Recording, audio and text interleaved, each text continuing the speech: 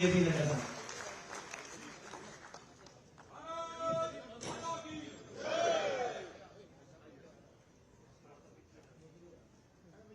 आज के इस प्रबुद्ध नागरिक सम्मेलन में मंच पर उपस्थित हमारे प्रदेश के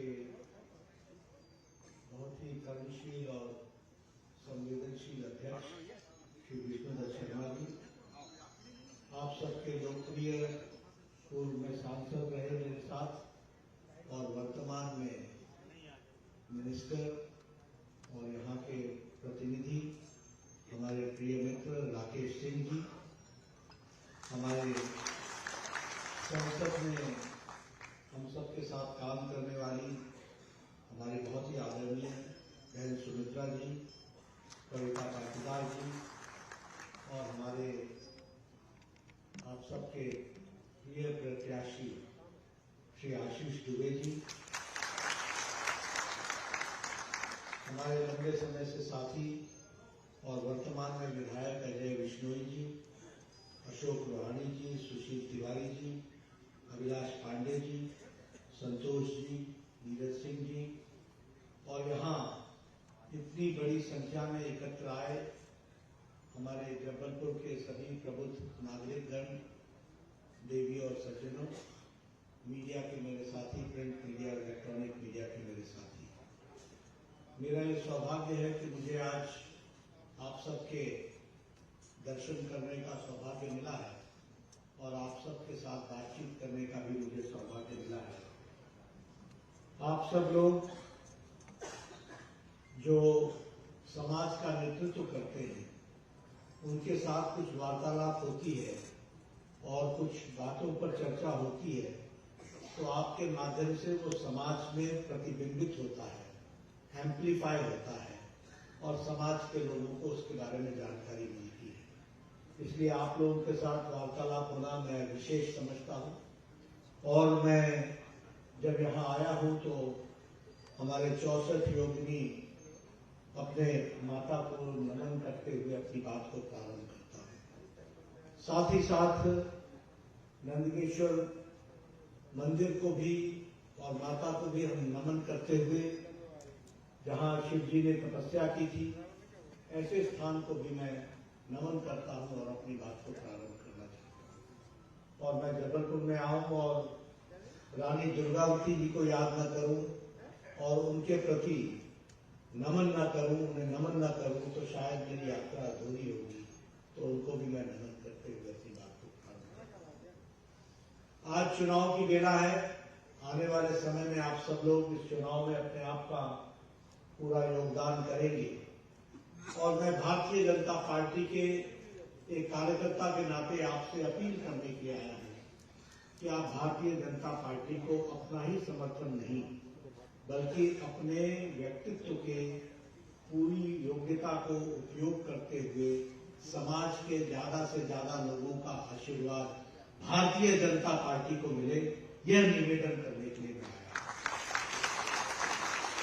और जब मैं ये कहता हूं तो सिर्फ कहने के लिए नहीं कहता, इसलिए कि वो मेरी पार्टी है, इसलिए नहीं कहता कि हमारी पार्टी को मजबूती मिले, मैं इसलिए कहता हूं कि आज ये समय की आवश्यकता है, ये प्रासंगिकता है, ये समय की नजाकत है, ये समय की को ध्यान में रखते हुए यह फैसला लेना एक देश के लिए आवश्यक है, ऐसा मैं मानता हूं।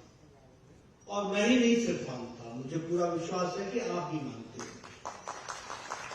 और जब मैं ये कहता हूं कि आप भी मानते होंगे तो इसके पीछे हमें कुछ समझना चाहिए। आप लोग भी राजनीति को लंबे समय से देख रहे हैं, आप लोगों ने भी राजनीति को लंबे समय से बहुत गहराई से देखा है, समझा है, जाना है। हम कैसी राजनीति में थे और हम कैसी मानसिकता में थे?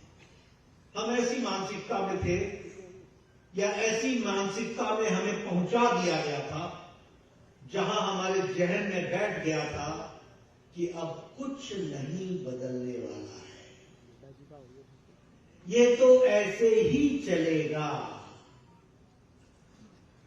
हमें कोई बदलाव देखने को नहीं मिलेगा। हमें अब इसके साथ समझौता करना है। यानी एक साधारण मानवी के मन में यह बैठ गया था कि बदलाव नामुमकिन है और परिस्थिति से समझौता करना यही यथार्थ है।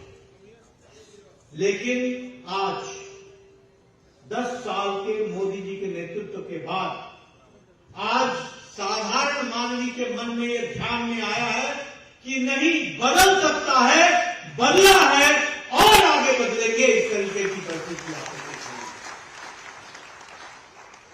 यह पॉलिटिकल चेंज है और मैं तो इसको कहता हूं कि prime minister Modi has brought a change in the political culture. राजनीति की संस्कृति में परिवर्तन है। अब मैं राजनीति की संस्कृति के परिवर्तन की बात करता हूं तो मैं सब लोगों को याद दिलाना चाहता हूं, पहले की पॉलिटिक्स क्या होती थी? कौन सी जाति का है, अगड़ा है, पिछड़ा है, इसको और किस जाति का समर्थन है, कौन सी वोट बैंक की राजनीति करेंगे।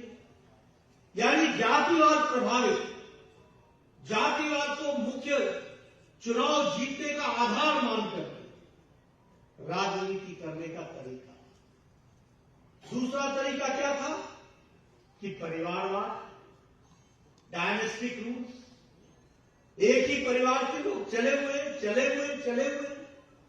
बाकी सब तालियां बजाओ, बाकी सब लगे रहो।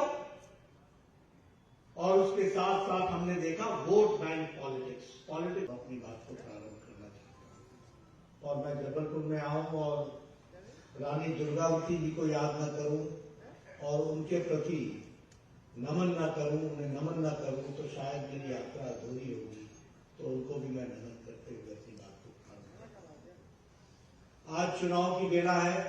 आने वाले समय में आप सब लोग इस चुनाव में अपने आप का पूरा योगदान करेंगे और मैं भारतीय जनता पार्टी के एक कार्यकर्ता के नाते आपसे अपील करने के लिए आया हूं कि आप भारतीय जनता पार्टी को अपना ही समर्थन नहीं बल्कि अपने व्यक्तित्व के पूरी योग्यता को उपयोग करते हुए समाज के ज्यादा से ज्यादा लोगों का आशीर्वाद भारतीय जनता पार्टी को मिले, यह निवेदन करने के लिए बनाया। और जब मैं ये कहता हूं तो सिर्फ कहने के लिए नहीं कहता, इसलिए कि वो मेरी पार्टी है, इसलिए नहीं कहता कि हमारी पार्टी को मजबूती मिले। मैं इसलिए कहता हूं कि आज ये समय की आवश्यकता है, ये प्रासंगिकता है, ये समय की नजाकत है, ये समय को ध्यान में रखते हुए यह फैसला लेना एक देश के लिए आवश्यक है, ऐसा मैं मानता हूं। और मैं ही नहीं सिर्फ मानता, मुझे पूरा विश्वास है कि आप भी मानते हैं। और जब मैं ये कहता हूं कि आप भी मानते होंगे तो इसके पीछे हमें कुछ समझना चाहिए। आप लोग भी राजनीति को लंबे समय से देख रहे हैं, आप लोगों ने भी राजनीति को लंबे समय से बहुत गहराई से देखा है, समझा है।